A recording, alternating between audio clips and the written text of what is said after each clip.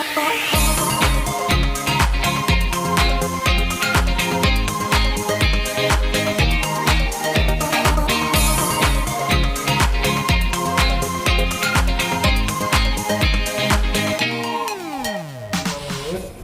Otak bersama saya Dr. Jimmy Alexander, spesialis saraf.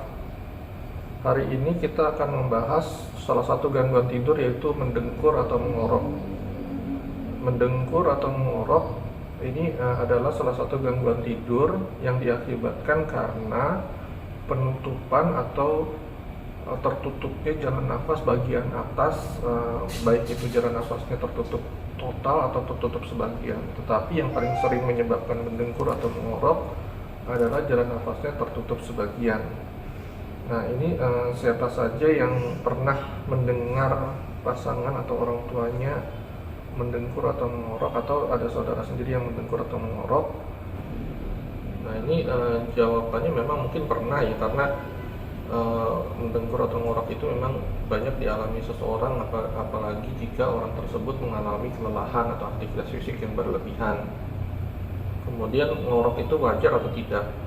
Yang ngorok itu memang wajar, tapi jika terlalu lama dibiarkan, nah akibatnya karena jalan nafasnya tertutup sebagian atau tertutup total, yang mengakibatkan oksigen ke dalam tubuh dan organ-organnya berkurang, akan menyebabkan timbulnya suatu penyakit.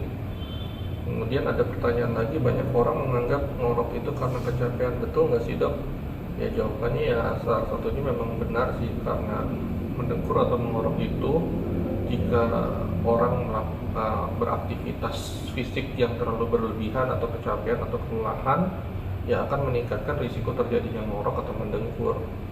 Kemudian mekanisme yang terjadi saat kita ngorok atau mendengkur yaitu adalah akibat jalan nafas pada bagian atas atau upper airway-nya mengalami penutupan atau tertutup sebagian atau tertutup total.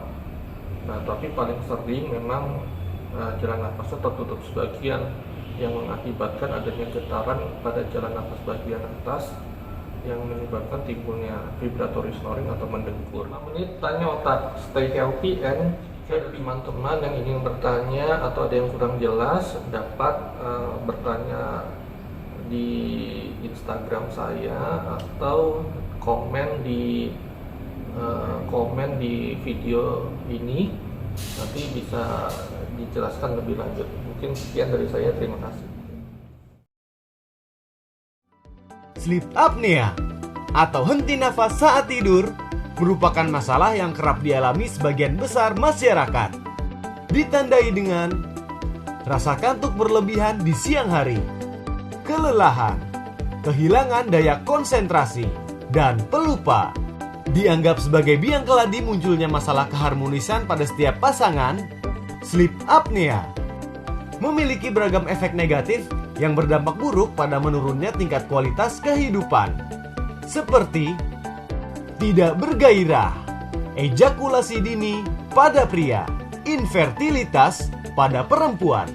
Jika diabaikan, sleep apnea dapat memicu beragam penyakit seperti tekanan darah tinggi, diabetes, kolesterol, kegemukan, gangguan emosi, depresi, nyeri kepala, serangan stroke, penyakit jantung,